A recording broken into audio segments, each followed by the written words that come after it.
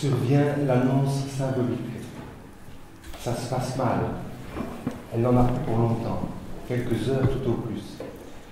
Quand cette annonce survient en soirée, on aime à dire qu'il ou elle ne passera pas la nuit. Les proches viennent tout juste d'entrer dans une nouvelle phase, sans doute la dernière. L'amoureuse ne réagit plus. Elle a été endormie, sédatée, et ne se manifeste plus que par respiration. La cadence respiratoire s'est installée dans la pièce comme le tic-tac d'un pendule. Les proches et les soignants, assemblés autour du lit, sont petit à petit aspirés par cette respiration qui occupe tout l'espace-temps. La bouche est ouverte et noire, vortex entre le monde extérieur des vivants et le monde intérieur et secret de la mourante. Voici venu le temps sans parole. Puis surviennent les premières pauses respiratoires, inquiétantes, effrayantes pour ceux parmi les présents qui prennent à ce moment la mesure de la mort toute proche. Chacun est là maintenant pour être présent, c'est-à-dire être présent jusqu'à la fin. Être présent à la fin. Les regards fatigués sont à tour de rôle anxieux et vides, en fonction des soubresauts de la conscience, la leur. Chacun revivant on ne sait quel moment passé avec l'agonisante, ou bien qui encore pense à ses courses, écoute ses borborigmes, regarde sur la table la plante apportée ce matin, observe à la dérobée ce qu'il peut voir sans être vu d'eux, se laisse traverser l'esprit par toute pensée qui s'y présente. Jusqu'à la pause respiratoire suivante, qui dilate à nouveau le temps, fait perdurer la seconde en cours, parfois de façon insupportable, jusqu'au prochain rail. Elle a encore respiré. Les pauses respiratoires s'allongent. Elles se multiplient au point de devenir maintenant la norme, d'occuper presque tout le temps. Chaque inspiration nouvelle est attendue, escomptée longuement, avec ferveur.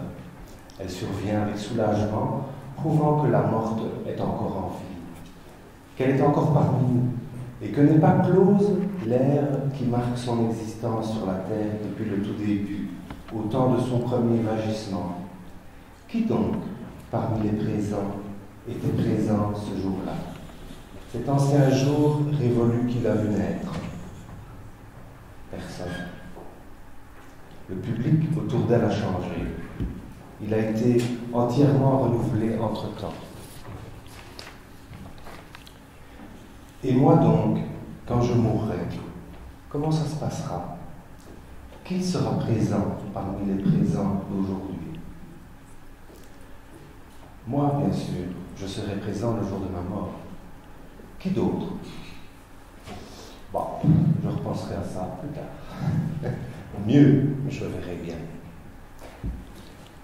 Enfin, ne survient pas la prochaine inspiration, que l'on a attendue comme les précédentes.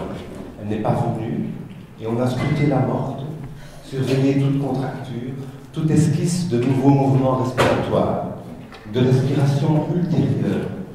Le temps a suspendu son vol, elle est déjà morte. Elle est morte, demande enfin quelqu'un.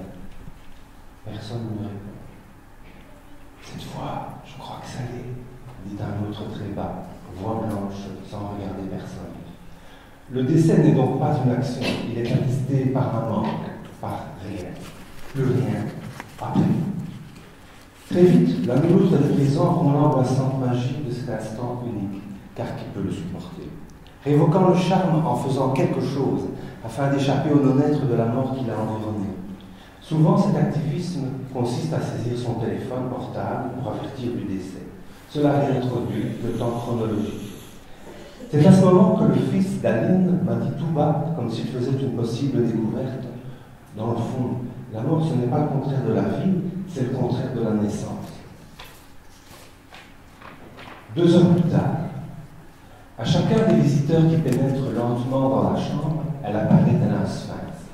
À demi dressé par le dossier de lit qui la soutient, le buste bardé de sa capeline de laine pourpre passé à travers elle. Les mains sont jointes, juste en dessous de la bordure du drap de lit, savamment pissées par les 2 infirmières qui viennent de terminer l'ensevelissement. Elle est-elle un promontoire, une proue de navire émergeant du linge blanc? Et la famille assemblée en éventail tout autour du pied de lit la contemple d'un air incrédule, mêlant coup d'œil circulaire rapide et demi-sanglot retenu. Ces jeunes gens jeunes et actifs ont rappliqué dardard à l'hôpital. Ils viennent d'être brusquement retribalisés à coups de GSM dès la minute de la mort de la grand-mère, extraits de leurs occupations. Ils comparaissent éberlués face à l'ancêtre, affrontés au monde entièrement révolu qu'elle représente pour eux, et qui se trouve ainsi animé une ultime fois, presque de son vivant, avec toute sa puissance. Chacun se retrouve enfant, aux prises, il y a si longtemps, avec la matriarche, cette petite personne qui a disparu de leur emploi du temps et démesurément enflée dans leur mémoire au fil des années. Jusqu'à aujourd'hui, où ils ont sous les yeux le corps paré pour leur être présenté. Ils ne peuvent faire la conjonction entre leurs souvenirs tonitruants, tellement vivants, et le spectacle immobile de la carcasse, de cette apparence de la grand-mère qui ne peut rien exprimer qu'un vestige.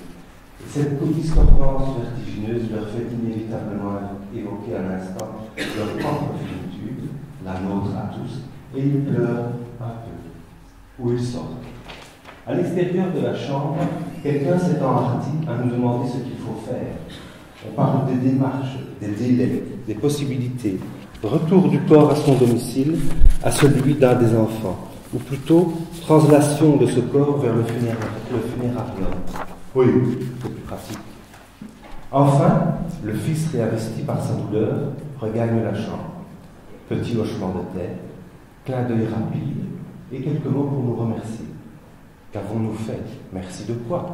Eh bien, avant tout peut-être de nous être presque tus. Raymond, atteint d'un cancer du côlon avancé, était retourné chez lui, après la mise au point de symptômes qui avaient bien amélioré son état. Il est revenu quelques semaines plus tard dans le service, en vue de son décès. Son état était alors très dégradé, et il était inconscient, mais douloureux. Il geignait. Nous lui avons administré de plus fortes doses de morphine et du lorazépam par pouce seringue. La mort, qui jusque-là était restée malgré tout une perspective abstraite, devenait une évidence. Mieux, on l'attendit. Enfin, on l'a espéré, tant son état était moche. Les jours ont continué de passer. Raymond était totalement réactif. Mais il continuait à respirer comme une machine, une sorte de coma vigile. C'est comme s'il était sorti du temps, ou bien aussi comme s'il le mesurait, en le scandant par le seul moyen possible, sa respiration. Lorsqu'on s'occupait de lui pour les soins, nous étions comme impliqués dans ce mouvement perpétuel, comme si le temps était modifié pour nous aussi et pour ses proches en visite. Il lutte, finit par dire mademoiselle B, l'infirmière en chef, après le tour du matin. Il attend quelque chose. Est-ce qu'il a eu l'occasion de voir tout le monde? Demanda-t-elle à la famille.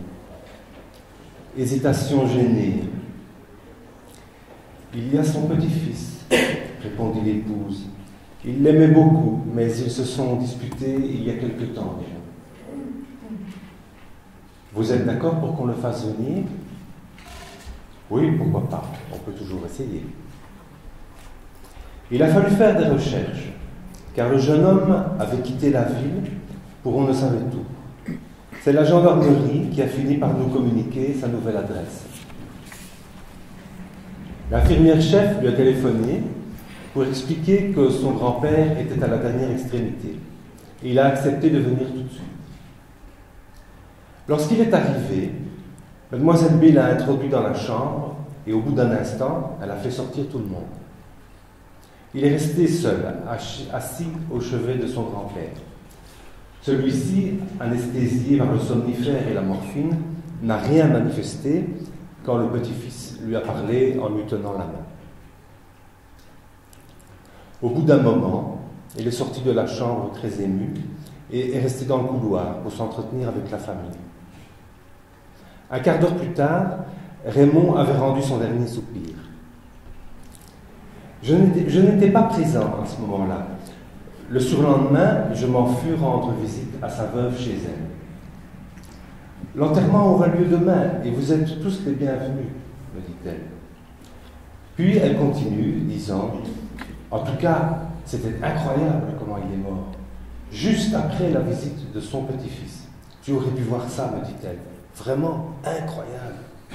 Tout le monde est resté baba. Mademoiselle B, l'infirmière en chef, avait bien raison quand elle a dit qu'il attendait encore quelqu'un. Le beau-fils intervient dans la conversation. C'est un costaud en t-shirt et blue jean. Moi, en tout cas, dit-il lentement, si je n'avais pas vu, il indique ses yeux avec ses deux doigts tendus, je n'aurais pas cru. Non, je n'aurais jamais cru une chose pareille. Mademoiselle B avait une grande expérience de ces cas limites de long mourir.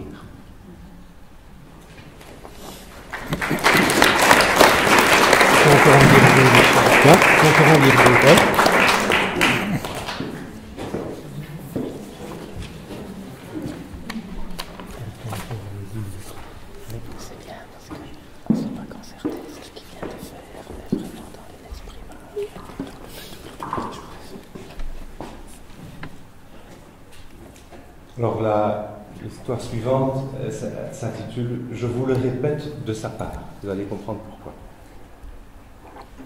Ulrich est assise sur son lit, en train de classer des papiers.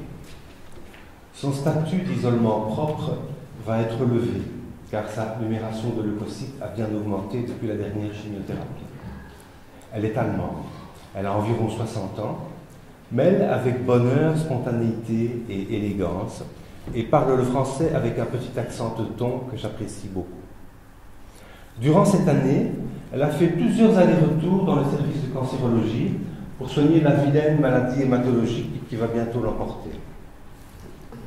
Je me souviens du jour où, à l'issue d'une cure de chimiothérapie, elle a quitté le service au bras de son très beau mari, avec une attitude flamboyante de milicien démobilisé qui quitte la caserne. Elle était habillée tout en blanc et portait une superbe perruque en capoule, blonde avec des reflets roux. Au passage, elle avait déposé une grosse boîte de pralines que nous avons reçue comme si c'était un cadeau d'adieu.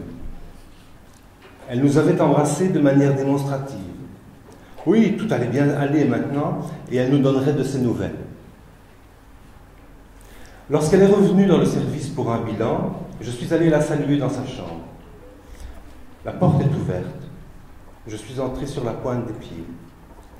Il y a encore une délicate odeur de chèvrefeuille qui flotte dans l'air, car elle sait, comme à l'habitude, frictionner avec son eau de Cologne verte. Elle est à demi allongée sur son lit fermé, en robe de chambre, la tête soutenue sur un coude. Elle a étalé dans le demi-rond formé par son buste et ses jambes pliées quelques lettres sorties d'une boîte à biscuits en fer. Je me place en face d'elle pour qu'elle me regarde. Son regard me transperce de part en part, tandis qu'elle continue de fixer le mur derrière moi. Finalement, j'ai droit à un court regard direct, clair et mélancolique par-dessus ses grosses lunettes. Très léger sourire. Je pense à un tas de choses, des petites et des grandes. La fille est remplie de souvenirs. Elle est dans un rêve single où je n'ai pas de place. Non, elle est dans un rêve en duo et je suis un intrus. Tu sais, dit-elle au bout de quelques instants, je vais te dire quelque chose de très important. Je dois dire que je suis redevable à mon cancer. Je cite ici, c'est un exact, vous comprenez le titre, je vous le répète de sa part. Je suis redevable à mon cancer de m'avoir permis de mettre de l'ordre dans ma vie. ce que je n'aurais jamais fait autrement. J'ai repris contact avec ma religion protestante et j'ai écrit une lettre pour régler une histoire qui date de 30 ans, bien que j'ai toujours eu cela très à cœur. C'est la première fois que je reçois une confidence pareille,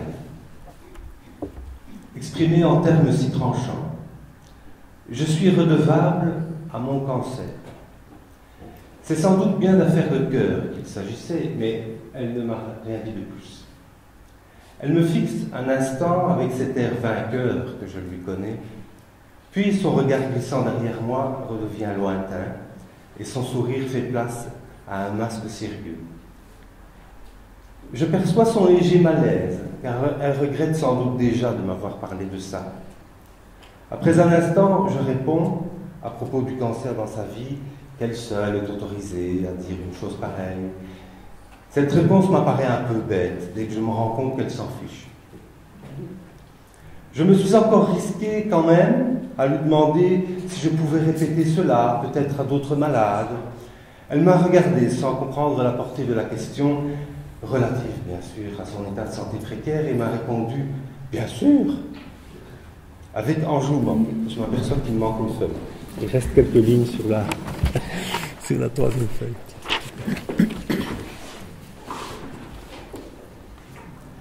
J'y repense encore maintenant. Quelques semaines ont passé et je suis assis au bord de ce même lit qu'elle n'a plus quitté, tandis que je la regarde morte. Ses affaires rassemblées et fourrées dans des sacs en plastique près du radiateur vont bientôt être emportées par son mari.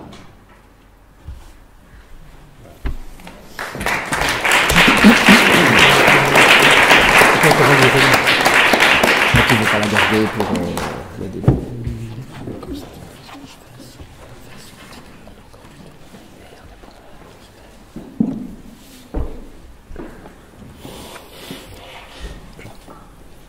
La suivante et la dernière, en principe, s'appelle « Quelque chose qui cloche ». Tous les jours, au temps de midi, nous nous séparons en deux groupes pour aller tour à tour au restaurant de l'hôpital, chercher un plateau de déjeuner. Ensuite, nous nous attablons dans la cuisine du service de soins palliatifs. L'humour est très souvent de la partie entre nous, durant le repas, grivois ou féroce. Ce jour-là, la conversation prend un tour particulier. Nous avions commencé, comme souvent, à parler de la mort. Notre jeune collègue, l'aide logistique, nous raconte alors une histoire, que je vous raconte à mon tour, dont j'ai fait une histoire. Il y a quelque temps, commence-t-elle, je ne savais plus très bien où j'en étais.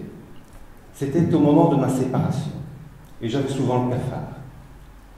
J'ai décidé de consulter une voyante dont j'ai entendu parler. Je me suis pointé à son appartement, je sonne, et elle m'a fait entrer après m'avoir demandé si je venais pour une consultation. On s'est assise à une petite table, et sans dire un mot, elle a pris son paquet de cartes. Elle a étalé le jeu et a commencé à regarder. J'ai vu tout de suite qu'elle se troublait. Et elle a commencé à fumer. Moi aussi. Au bout d'un moment, elle m'a bien regardé et m'a dit « Je ne le fais jamais, mais et si je vais recommencer ?» J'étais intrigué et inquiète aussi. Alors elle a ramassé les cartes et a redéposé un nouveau jeu sur la table. Là, j'ai vu que quelque chose n'allait pas. Elle me regardait comme une bête rare. Je ne vous ferai pas payer, elle me dit. Si vous voulez, on arrête tout parce que ça ne va pas. Comment ça, je lui dis? Vous voulez me mettre dehors sans rien dire, mais qu'est-ce qui se passe à la fin? Dites-moi ce que vous avez vu, il faut que je sache ce qui se passe. Alors elle me dit, vous êtes entourée par la mort, madame. Je vois des morts partout, tout autour de vous. Est-ce que vous avez connu plusieurs deuils successifs? Est-ce que vous êtes gravement malade? J'étais scié. Mais non, il n'y a rien de spécial. Elle me regarde encore comme une conne. Puis elle me demande, qu'est-ce que vous faites comme métier? Eh bien, je travaille à l'hôpital en soins palliatifs. Alors là, les filles, je vous jure, elles me regardent avec un air éberlué. C'est pour ça que je vois des morts tout autour de vous. Je n'en revenais pas. J'en ai encore la chair de poule. C'est incroyable quand même, vous ne trouvez pas? Nous avons fait quelques commentaires. Ça ne nous a pas coupé l'appétit. On s'est demandé si nous trimbalions vraiment tous nos morts avec nous.